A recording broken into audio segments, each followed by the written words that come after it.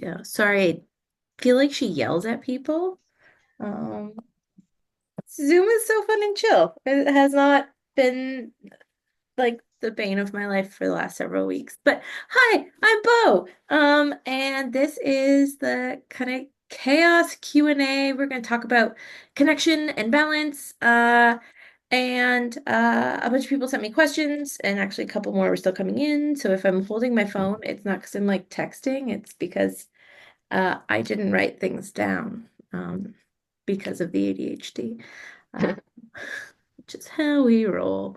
Uh, and honest, so we set this up. There was a bunch of people that signed up, and then I managed to, when I was updating my Zoom links, delete all my meetings, and I had to reset all of them, which has been really fun and relaxing. So we've lost some people through that, and there was a good chunk of me yesterday who was like, "Well, this is obviously a sign from the universe." And I shouldn't do this. This is our first one. We haven't done like a Q&A. We haven't done like a talk thingy. And uh oh, the RSD hit hard and it hit fast and it hit the like for people who don't know RSD, it's rejection sensitivity dysphoria. Um and like there's a lot of conversations about RSD because it's like not technically its own thing. There's like a lot of conversations about how it's actually a manifestation of like trauma of a lifetime of disconnection, which is common for people who are neurodivergent. But so many of us identify with that experience of like, ooh, I am afraid of being seen. I am afraid of being perceived. I find like the idea of people watching me, judging me, seeing me try, seeing me fail, like all of those feelings being deeply, deeply uncomfortable. And that was me last week, or not last week, yesterday. And then today, the power went out. We were at a McDonald's play place. The small human was playing with a bunch of our friends, and all the kids were about to go order. We did not have food yet. And suddenly it went dark. And I sat there and I was like, oh, what do I do now? Like, what if this stays out? What are we gonna do? Um, and a tiny, tiny part of me was relieved. I was like, oh, well, I can cancel without feeling guilty, and then nobody can blame me, and I will be okay. And I won't have to do a thing that I'm a little bit scared of doing. Because, like, y'all, I am a little scared of this.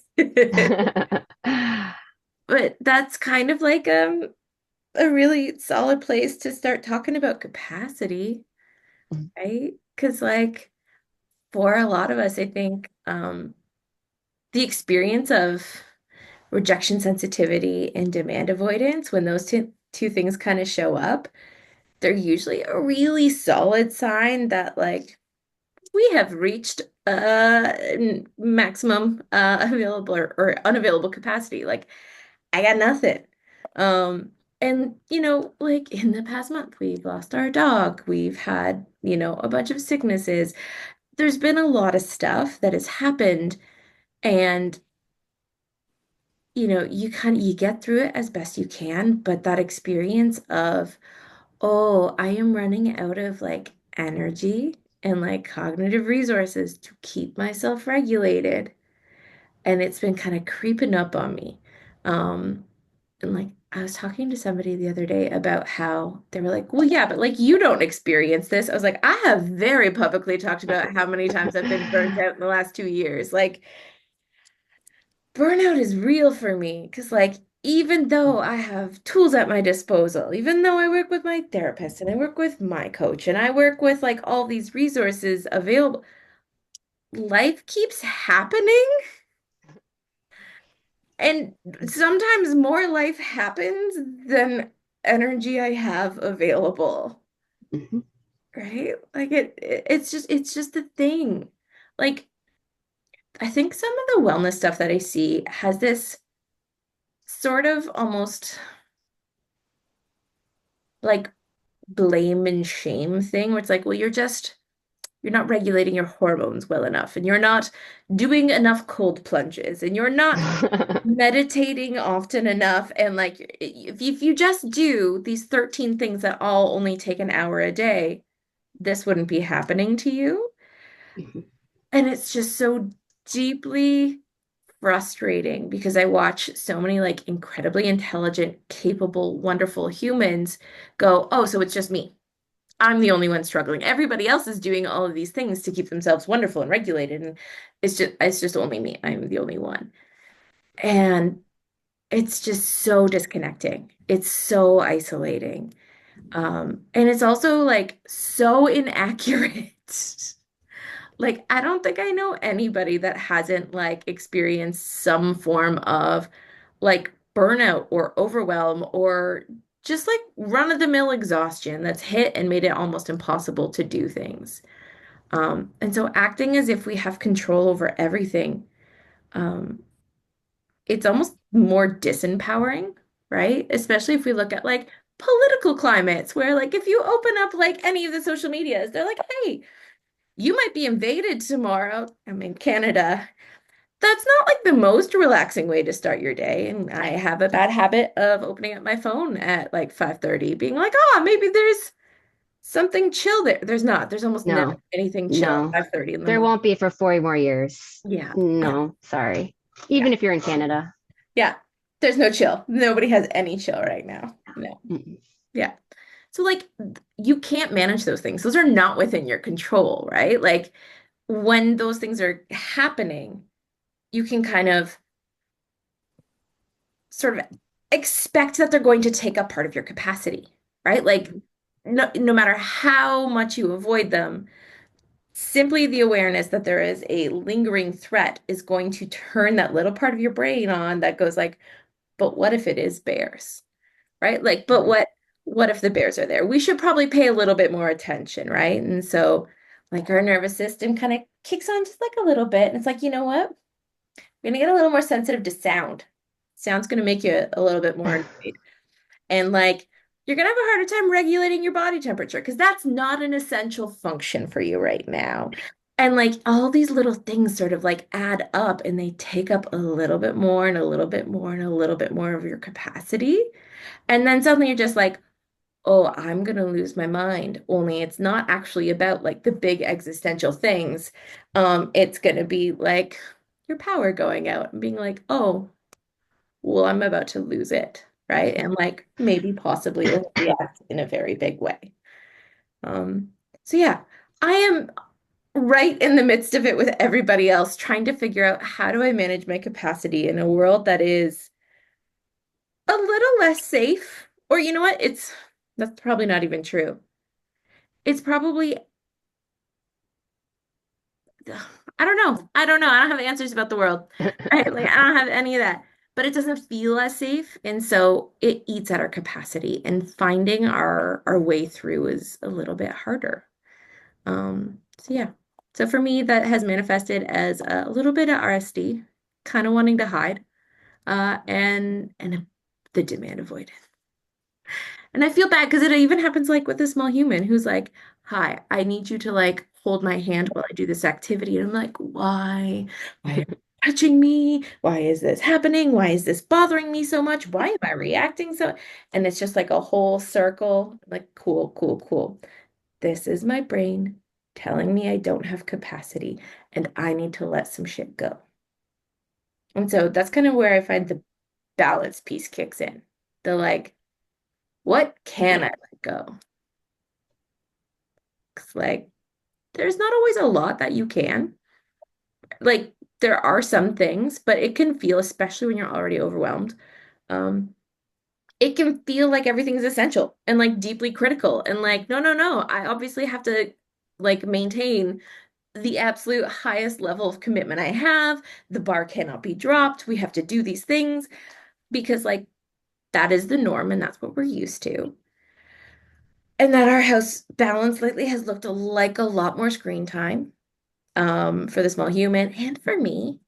Like, I'm gonna be honest, when I'm dysregulated, I watch a lot of New Girl. I could quote that show like from beginning to end, episode to episode. You could say like a single word from like an episode, and I'd be like, all right, cool. Here's the script from here on it. Like, it is definitely like a full hyperfixation special interest experience. And like there's been more of that because right now I am not trying to do the absolute most because I need to maintain available capacity to deal with things. And that means that like, you know what, like the laundry's not getting done as often as it probably should.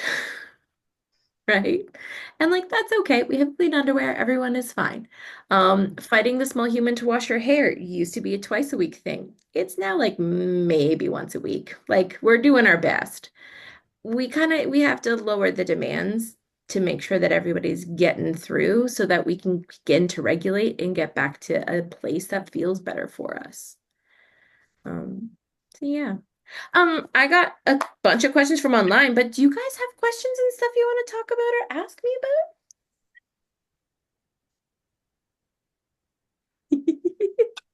Sorry, my camera's off because I'm trying to finish my lunch. I love But it's not a question so much as your glasses look great and your hair is reflecting the sun very nice. Oh my God, thank you so much. These glasses are exclusively for vanity reasons, and I love that for me. Yeah, they're pretty great. Yeah, that was like my skin is manifesting the like no capacity things are bears, and has decided to make me allergic to everything again, which means I can't like moisturize or put on makeup, which is so chill. I was like, this will do the job of makeup. Also, I don't know if you guys can tell. I'm gonna unblur my background. Um, uh, I put the disco ball in here. Sunlight reflecting off Also a fun. disco ball. That's the shit. I love it so much. It's good. Don't put the blur back on. It's nice. You can see the walking pad and the TV. Um, the walking pad is used almost exclusively for playing grocery store, and absolutely no walking happens on it. At least it's being used. Right? And like skills, I guess. I don't know, but it's, it's there. It's always a possibility. I'm like, today's the day. It's not. It's not the day. It's not happening. Okay, and while I have my mic on, I do have a question. What's that? So, um, this past weekend, I basically took a weekend off to myself and like did nothing but what my body and brain felt the whim to do, Mm-hmm. i.e., eat, sleep, entertain myself. Hell yeah. But then today is like, no, no, world cannot go on. Mm-hmm. Like, took me forever just to will myself out of bed. Cannot will myself to be productive today. I was like, I'll take the dog out for a walk and that'll make me feel better because it's nice outside. Nope. Every Mm-hmm. little thing was annoying. So I'm like, how did I have such a good weekend? And now today is just like gone down the drain. That is Any so ideas? hard. Um, yeah, there's this like funny thing that happens where we finally let ourselves rest and we're like, this will be enough. 48 hours will be enough, and I will feel amazing and energized after. Um, and like the thing that I've seen the most often is that like the 48 hours is really just in terms of let's use like a phone battery. That's really just getting us out of the red into like when the red turns on to the green. And in our brain, we're like, oh, it's green. Everything's great. We've hit the green. We're solved. Green is 20%. It's 20%. Red is like right around the corner. Um, when our body gets like that little bit of like, oh, we got some rest, and we try and make it do something again, and it like throws up the brakes, it's like a really good indicator that like more rest is probably like of benefit. And the pace that you have gotten familiar with or used to is outstripping kind of what it has available, right? Because like there's a degree to which like our body knows, right? Like today we always go to this like indoor soft play. We couldn't go there today, and we had to go to McDonald's instead, which is like its whole other thing. Um, and that change in routine, like I felt it. Like to my bones, I started driving to the other place by accident and had to like redirect. So there's a degree to which like your body probably knows that on Mondays we do this, this, this, and this. And it's like, ooh, that's hitting like a demand, and I don't have capacity for that. And it's throwing on the brakes. How does that? It was kind of like my body was like, Monday, that leads to Tuesday, Wednesday. No. Yeah. It's like I know exactly where this heads, and this heads to me doing a lot of things. Pass. That doesn't sound fun or restful or relaxing. So, so how do we deal with this?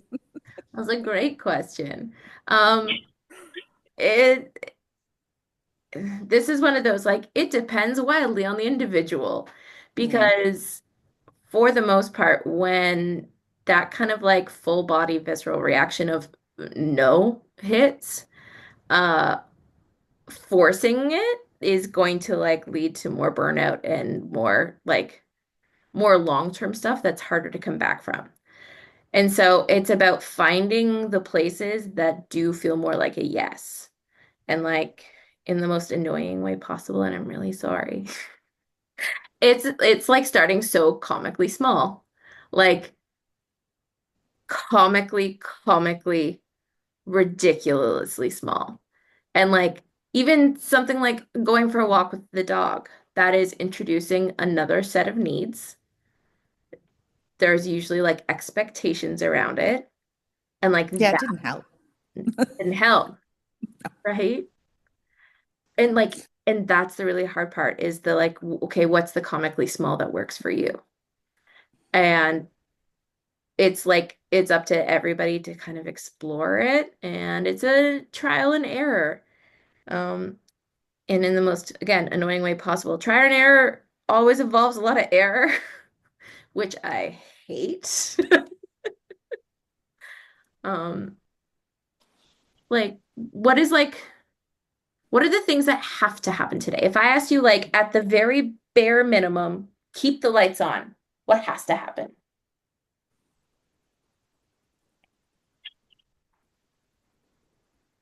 I should probably make some headway in my work today. Okay. And the dog needs to go out, and there needs to be food on the table. Okay, cool. So, like, feeding people. Yeah, that could be delegated when my partner gets home. That was my next thing. Okay, so for all of these, there is usually a like tons of available capacity, medium capacity, zero available capacity version, right? So like tons of available capacity. Tonight at our house we're making it's a sushi bake. It's not sushi at all. It's literally like salmon, like cream cheese on some like rice. It's gonna be great. I'm really excited. But like it Sounds requires delicious. it's so good, but it requires effort and planning and remembering that I'm cooking, which is not my best thing. I burnt something in the air fryer that's supposed to be almost impossible. It was on fire, like actual flames.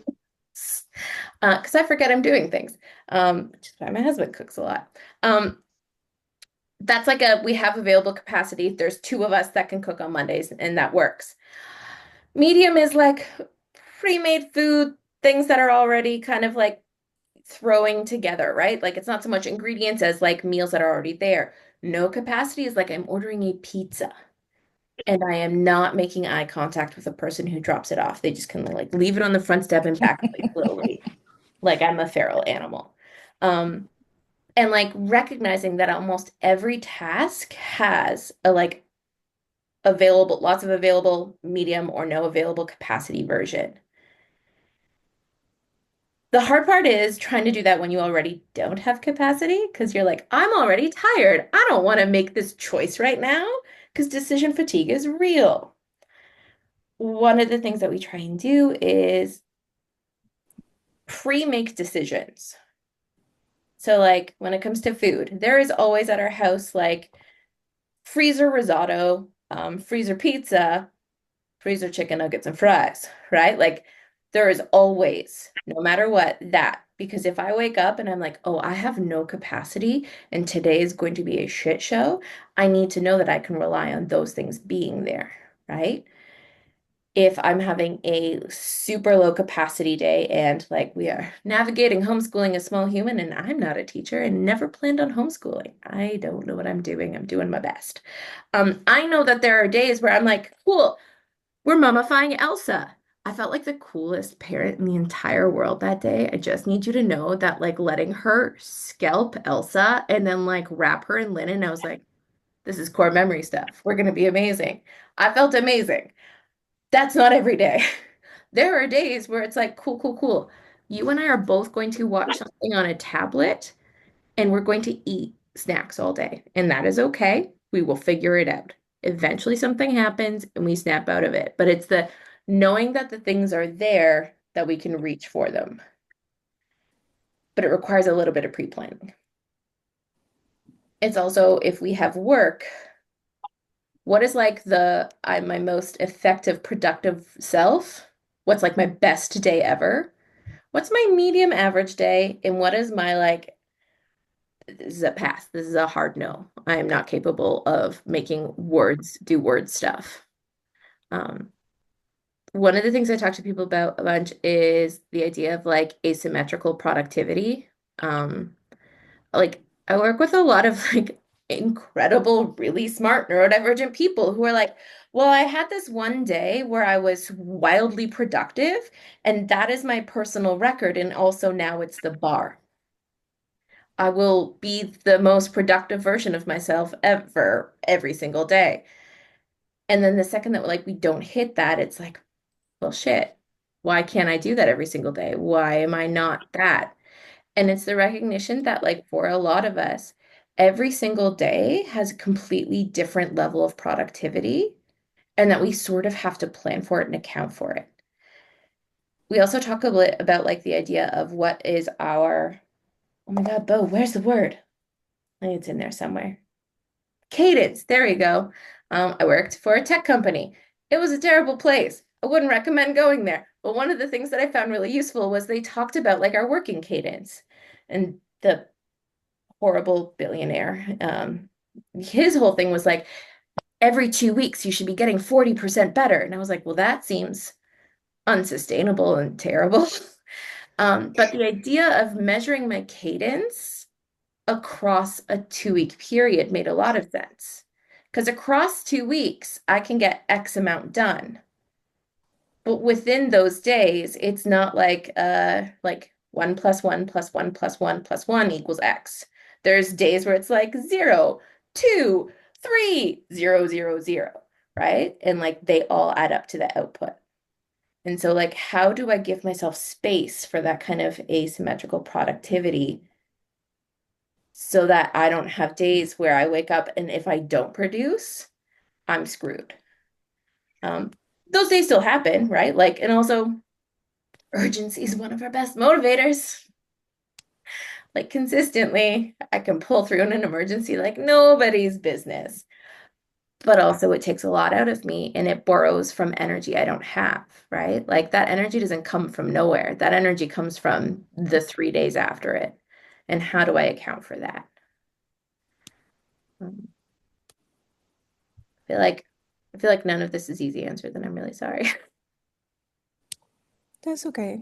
It's a lot of food for thought, and I'm still getting my head used to the concept of inconsistent productivity and variable days, and they're very foreign concepts.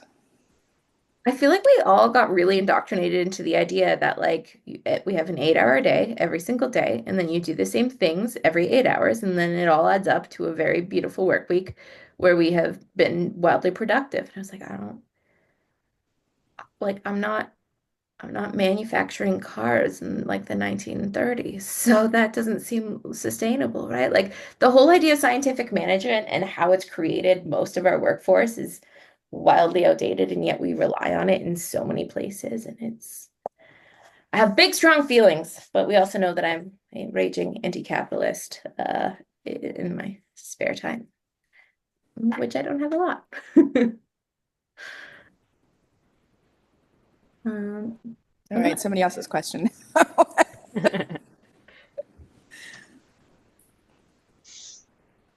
I'm gonna pick up the thing I dropped because I've been fidgeting with my own nail polish, and that is making a very big mess. Oh, speaking of fidgets, can Yeah. you hear me, first of all? I can. Hi, hello. Oh, hi. I have a 3D printer, Oh my God. and this is it is a dragon, first of all, That's but it's amazing. got an extremely long tail, so I wear this every day, and I actually fiddle with it at work. It's got spikes on it, so if I'm having a bad time, I can squeeze those and I get a little bit of a pokey feeling That's going on. amazing. And that can bring me back into the present sometimes if I'm like super overwhelmed. But yeah, I make these. So if and I charging people for stuff for ADHD is really hard for me, but if anybody wants them, I will make them for you for free. I'm in Ohio though, and I know a lot of y'all are Canadian, so That's so we'll cool. work something out. I wish I was Canadian. Lately, yes, yes. I'm in Rhode Island, so I'm with you in the States here, where it's a disaster. So yeah. Yes. At least you're over on the bluer side. Yes, I am very grateful for that, at least. Yeah, Very I'm a little damn dot in a red state right now. So Hence the yep. spiky dragons. That's how Well, you keep it going. yeah. The dragons chase the bears. So It makes perfect sense. dragons are scarier than the bears. So they chase the bears away with the dragon. That's my theory. I I like the have imagery of so it. many of them around too. Yeah, yeah. Little It bear also running just away, and it's like that. It's like that Here to Slay game with the little panda bear with the armor on and the dragons breathing after him. Yeah. Yeah. No, So I love that. yeah, the fidgets are a it also passion. looks So like a I very print a lot of those. pretty necklace. So Very from here Thank you. anyway. I have lots of filament colors. Rainbows are a big one. So it's a tricolor rainbow filament. Don't you wish they had those when we were in school? I would have loved a fidget. I know that's why I give them to. Yeah, well, so if I encounter parents and they're like, "Oh, my kid just got diagnosed," I usually just but like if I have a fidget in my pocket, I just hand it to them. Like, here you go. Moms need help. Moms with ADHD kids need help. Here you go. Yeah. Just because I can print more. So That's so cool. I Moms give what I with can. So kids with ADHD and also ADHD, just it's too much. So Yeah. I would love it's if a somebody whole just handed me a dragon.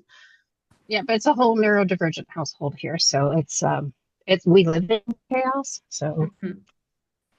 Yep. And it's funny. I talk to people every once in a while who are like, "Oh, you have ADHD, and like your small human's neurodivergent, so like that must make it easier." And I'm like, so like, no. know that No. our neurodivergent brains compete in various ways that could be deeply stressful. And like there's that kind of classic thing where like the small human does not like noise, but is also the noisiest person in our house. Just consistently. Like she is capable of making more noise than any 5-year-old should be able to. And she's very confident in it. But like I sneezed the other day and she was like, "Can you please stop making that noise? It is stressful for me." And I was like, "I appreciate that you have language for it." And no, like, no, I can't. There is nothing Yeah, I can do about this one, y'all. I'm sorry. yeah. Sammy's big thing was whistling, and I have a trans daughter and a bio female daughter, and her sister Josie would whistle a lot Oh. because she has kind of a tick with sounds. I think she's on the spectrum too. So that would involve Sammy screaming at Josie, and then all of that would trigger me into a yell. So I became the bear. and Yeah. then I would do bad things. So no, it's not easy to be ADHD and have ADHD kids because you know it's happening doesn't mean you can stop yourself from becoming the bear all the time, and then you yell at them, and then that's not good for that. So it's something I'm working on, in Well, case anybody it's else has that problem. it is hard. And then also like even though like so one, most people I work with don't have an official diagnosis. They have a series of suspicions and a very elaborate Google search history, but like they don't actually have an official diagnosis because trying to get one involves a lot of effort that is oddly enough incredibly difficult for a lot of people with ADHD. And then oftentimes you get your diagnosis and you actually don't get context as to what does it look like in your lived experience to navigate these, this set of symptoms or experiences or features, right? And so, recognizing that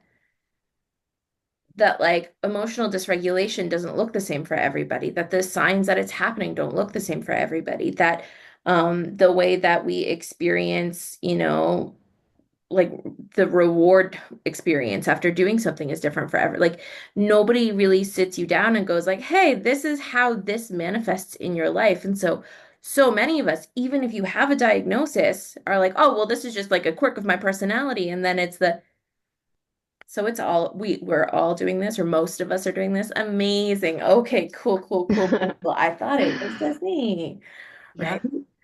And so it's like we don't always know what is showing up for us. Like one of the ones I work with people a lot on is like shifting the idea of like people pleasing. Because there was, I think like a couple years ago, there was a lot of stuff about how people pleasing was like manipulative and how it made you like a bad person. Which I have found a lot of neurodivergent people, if something is like an indicator of being a bad person, they are very quick to believe it of themselves. They're like, yeah, right. I am an asshole. And this will reinforce the voice in my head that tells me I'm an asshole. It's like, oh, okay, that might not be helpful. That might make things harder for everyone.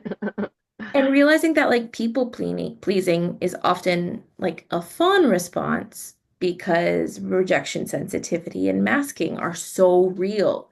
Like it is a response to a lifetime of feeling a little bit out of sync or feeling like you're not quite, building the connections and you're trying really hard to be what everybody wants you to be, but you still feel disconnected. And it's like a self-perpetuating cycle and letting go of the belief that like, well, I'm a people pleaser. So I'm just like a bit of a jerk who just doesn't have a spine. It's like, nope, that's not what this is at all. This is actually a completely different thing. This is you wanting very badly to feel safe in a world where you don't have clear indicators about whether the people around you are safe people for you. And that's okay. How do we find a way to feel safe being our authentic selves in the world, connecting with the people that resonates with? I don't even know how I got started on that one. Sorry. I have a couple. I could walk it back for you. It's Yeah, a skill I've developed over time, but yeah. we don't need to. Um, what's funny is I can't do it for myself, but it's what I spend, I'd say like 60% of my time in coaching sessions doing because like I let everybody go on their tangents. I love tangents. I find that tangents usually actually tell me more about like the original idea than people realize. But if it's me, I'm like, I don't know how we got here. It's like you kind of poke your head up. You're like, this is a different place. Yeah.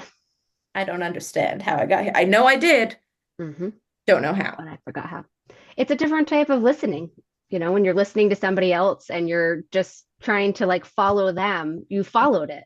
Yeah. And then when it's like, oh, but I was talking and I created this storyline or we were going back and forth, it gets hard to like remember all those pieces. Because I'm the Mm, same way. I can remember, I will surprise my clients like remembering something they said to me 4 or 5 years ago. And I'm like, remember when we started? And they're like, how do you even remember that? I'm like, I don't know. I don't even remember what I ate for breakfast, but mhm. I could tell you what you said 5 years ago during our session because I'm so intent on listening to my client. Yep. I'll hear everything and follow it. But for Yep. myself, I'll be talking and be like, I forgot what I was saying. I forgot where I was going with that. Mhm. Sorry. And I had to get comfortable with doing that because I used to try to like sneak around it. And then I found that I didn't make sense. Like later, when I would remember how it connected, I'd be like, I was trying to cover it And I hope they didn't notice that I was just like going a completely crazy direction. And so I stopped doing that and just started being like, yeah, I forgot what I was saying or where I was going. And that's so much better than faking it for 5 minutes. So much better. Every time that happens, I always think of like 90s like sitcoms were like, okay, just vamp for a little bit, right? And I'm like, it's like I'm vamping. I'm trying to cover for, and it never makes as much sense as I want it to.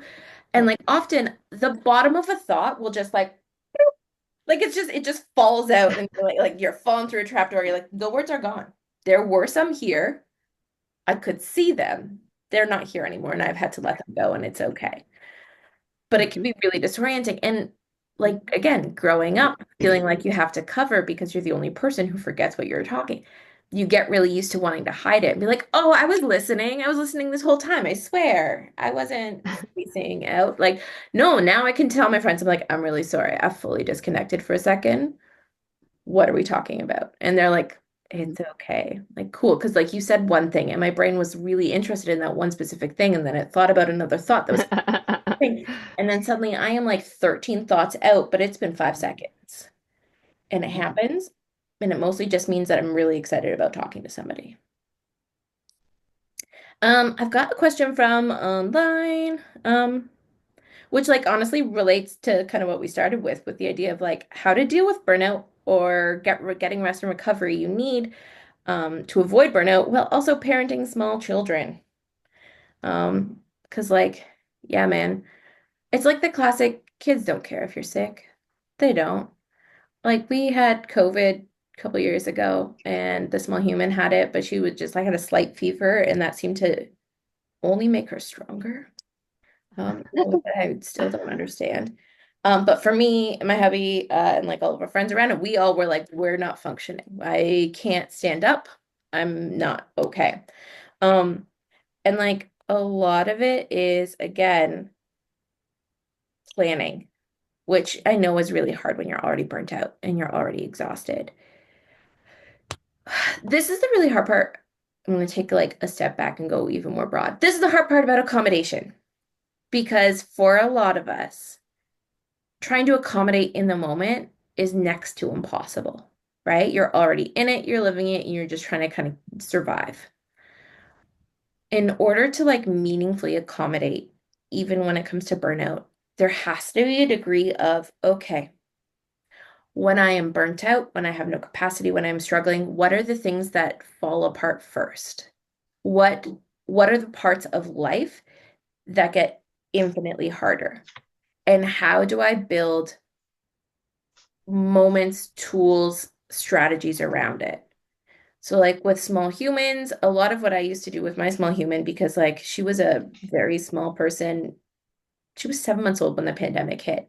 And she was like, well, I'm getting ready to party. Like life is about to get exciting. She started walking at like 9 months old. I'm like, oh, we can't go anywhere. There's no playgrounds. What? Um, and it involved a lot of me like creating like kits so that there was novelty and I could just like switch things out really easily and like finding ways to create self-contained supports and moments. Um, there's also like a running joke at our house that I'm prepped for the zombie apocalypse. And like part of that is true. There's a part of me where like that is a bit of a special interest, and I'm like, hmm. But another part of it is literally that like I have spent a lifetime being forgetful, showing up to parks without a water bottle or snacks, like things happening. And so I looked at what are the things that I am most forgetful or stressed about, and how do I build a buffer around it. So like at this point, my car has a 3 gallon tub of water in it and empty water bottles as a full emergency kit, and there's enough food to survive for like 3 days.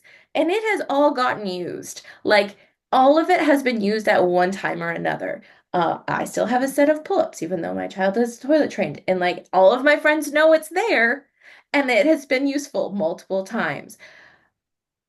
When I look at the parts of my life that were really hard and I build supports around that, it gets a little bit easier. But with that, there has to be like a recognition of our own struggles and suffering, and that can be really uncomfortable. right? Looking backwards can be really uncomfortable. Looking at like, hey, the last time that like everything fell apart, this is what it looked like. This is what happened. We try to like avoid it, be like, you know what? I'm past that burnout and it will never happen to me again. I'm perfect now. Everything's great. Yay, right? Like it's so easy to be like, oh, I've cracked the code and we're good now. But life keeps happening, right? And so we kind of have to look at it and go, all right, when I'm my most like burnt out, hygiene falls apart. And so I have to create hygiene kits that I keep literally near every single bathroom in this house. Every single bathroom has a set of toothbrushes. It has those like little like toothpicky like thingies. They have like baby wipes. Like things to make the hard parts a little bit easier as often as possible, right? And so bolstering that is a really big component. And another one is looking at the things that we think are rules or norms and questioning them. Because I, for whatever reason, was like, oh, every single night with a small human, you have to have a bath. You have to do like the quiet light story time. You have to like, you do this and like you have a perfect bedtime routine. It'll all work, right? Cool. So my kid hated it so much, hated it the most. Our most effective bath time and shower times are in the middle of the day, right? Like I have a friend, and the first thing they do after school is bath time. And for a little while, that seemed illegal.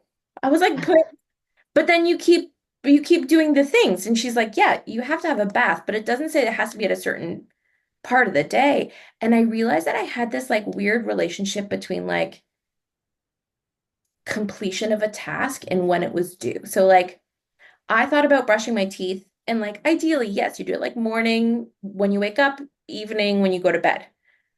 But like twice a day is twice a day. And if that like twice a day is at random parts of the day because that's what works, do that. Brush the kids' teeth after school so that you don't have to worry about it as much as bedtime. Yeah, it's not as great as that doing it at bedtime, but it's better than not doing it at all. We keep pretty much all of our socks and a lot of my small human's pants downstairs because keeping clothing in her room makes no sense to us. That's not where she gets dressed. She gets dressed in the living room, right? And so, like, what are the places where we see rules or expectations around like life, and how do we question them if they're not working for us? And like, there's a lot of creativity to be found when you let go of like what you think things are supposed to look like. Because if it works for you in your home with your family, who the hell cares? It doesn't really matter. Mhm. Do y'all have any questions? I have one more from online because we covered all the other ones already, which is kind of fun. Okay, the last one's one of my favorites, and it will probably be the last thing we talk about because I was like, there's no way I can fill an hour, and I forgot that I like to yap. So here we are. Um, the last one was I wonder about how to accept one's capacity and how to not put value on how much capacity you have. And like, oh, this is It's a good like question. is a good one. It is a hard one, right?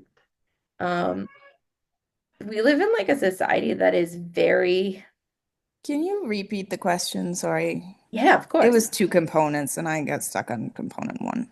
That's all right. Thank you for asking.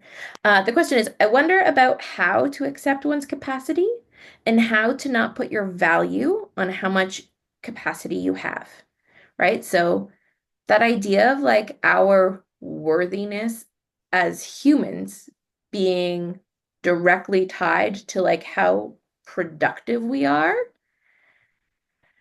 is really hard, right? And I find that in particular with neurodivergent folks, we'll discount our efforts or our outputs and inflate the outputs of others. So like we're never looking at it in kind of a balanced scale. We are unreliable narrators of our own worthiness. Um, And so recognizing that like capacity day to day is usually just a snapshot, and trying to like zoom out and look at things over again like a larger time scale or a different cadence can be really, really helpful. Because well, yesterday we didn't do anything. Nobody made any meals. We snacked all day. There was like a very, very interesting mix of like what are considered dinner foods at breakfast time and breakfast foods at dinner time. And it was like it was not a day where if I was like a teenager being like, I wonder what it would look like to be an adult. This would not have been the day I would have looked at. I would have been like, oh no, something bad's happening there. But it was good. We all needed it. But if I was measuring the worth or the goodness of our weekend by how much shit we got done, we would have failed. It would have been an epic failure. But we didn't. Because the one of the things that like we've done as a family is looked at what are the like shared values that we have that tell us that we are living the life that's important to us. And for us, a lot of it is like connection, kindness, empathy, like we keep it kind of in that realm. And so it also tells us that if I am making a choice between two things, because I have limited capacity, I'm going to pick the thing that's closer to the values that I have. If I have available capacity and I can do both, I'm going to do both. If I can both play with my child and clean toilets, dope, do both. But if I'm working on like the last shred of my sanity and the option is clean a toilet on a Sunday or hang out with the small human and watch Bluey, I'm picking hanging out with the small human and watching Bluey because I value that thing, right? I I value us having flexibility, right? So we don't do a lot of like signed up for really rigid structures throughout our week because we both really like having an idea and being able to follow it through without having to switch tasks or transition.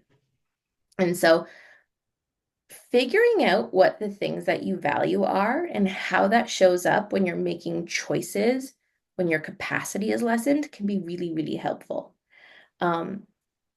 It also, again, helps to have a template for what does a version of me that has a lot of capacity look like on a given day, right? So like our kitchen, living room, dining room is basically just one big square.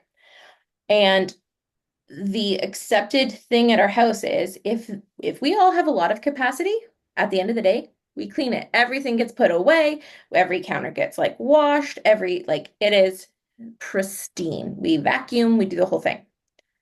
If it is a medium capacity day, we're probably not vacuuming. We're trying to put things away. We always make sure like garbage is away and there's no food out.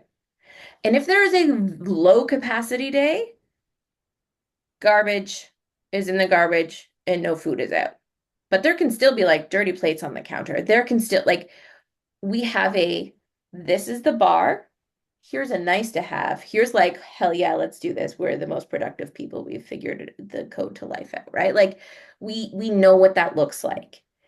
And having that planned out in advance so that you can look at it and be like, I know what day today is. And today is not like a version of me that is scrubbing this stove. And that's okay. Because we also know that when we do have capacity, the decision has already been made on what to do, right? Because I don't know about you guys, but anytime I'm suddenly like, I have free time and I feel energized, what am I going to do? And then I'm frozen because I have to pick from like the 3,000 things on my to-do list. Instead, I can be like, cool, I'm in this room, and these are the things that are on my high capacity list for the day. So I will do a couple of those and I will feel great about it. Making choices before they need to be made can save us a lot of capacity and honestly, like my own sanity. Because decision fatigue and I are like, we're not great. Not great with having too many decisions. Because my brain is always like, I'm going to think about this from every possible angle. And all of those angles are actually going to be versions where I'm very unkind to myself because I grew up with a voice in my head that's like, if you're really hard on yourself, then you might actually do enough, be enough, right? That idea of like, well, who accomplishes anything unless the bar is incredibly high? Honestly, a lot of people. There's a lot of people who do incredible things simply because they're like, oh, I wonder how this works. And then they do that thing. The high bar isn't a requirement for doing exceptional stuff. And doing exceptional stuff isn't a requirement to be a worthy human. We have 6 minutes left. Oh my God, this has gone by very quickly. Does anybody have like a last question or anything?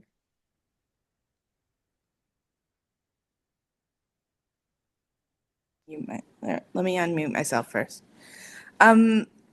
So this is supposed to be, I think, something chaos group Q&A or something. Yeah. So in a previous discussion group, there was talk about like a calendar of topics, Yes.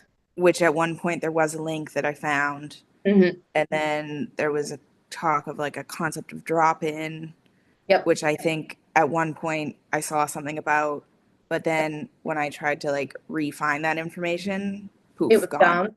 Yeah. Yeah. In December, I was like, cool, I can do this. I can every week we can do rolling things.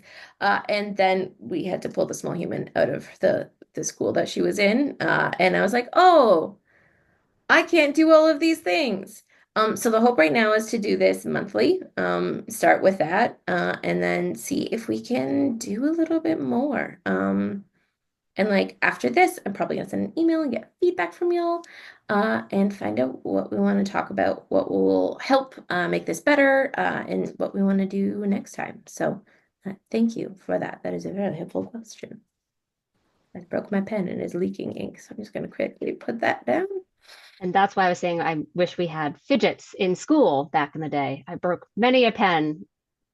Yeah. I went through a lot of school supply. Every pencil was chewed. Not Same. not necessarily a question or anything, but my dog just pop in to check on me to make sure I'm okay. He does that occasionally. If any of you would like to say hi to him, I can't turn my Absolutely, yes. camera on him. Absolutely, yes. This is the Archer man. Oh my Oh, goodness, hi. cute. Yes. He checks on me pretty regularly when I work from home. If he thinks that I am getting stressed out, he pops in and brings me a toy. And most of the time, I think he's in here because he really just wants me to come out and take him outside and pay attention to him because he's an only puppy. Mhm. He has kitty brothers and sisters, but Oh, that's all he's got right now. So the hell of a responsibility for a he thinks pup. he's a cat. I know. He thinks he's a cat. I think most of the time he gets jealous of them when they're like all climbed up.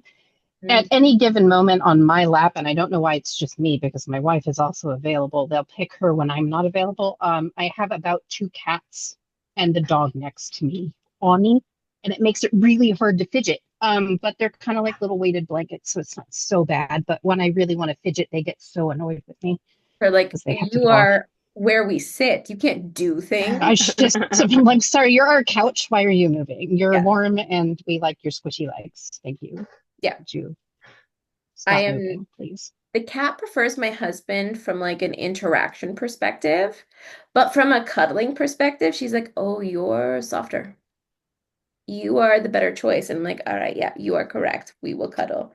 But if I so much as try and play with her, she gives me this look like, don't even. You don't let me bite you, so what are you even doing? Like, all right, fine. Animals are my favorite. And also you can always show me your dogs because I love them. I love Soulful. Oh my God, Pop Oh, asleep on the couch. Ugh, my heart. Um, He's he is 10 out of 10 weighted blanket cuddler. He will put his big old like 10-pound head right on your stomach I love and that. lay it there for you and just chill. And that's like my wife's favorite thing that he does. And she wants him to do that pretty much 24/7 anytime she's in the bed. Rory used to do that. He had like, I swear his head was like half of his entire body.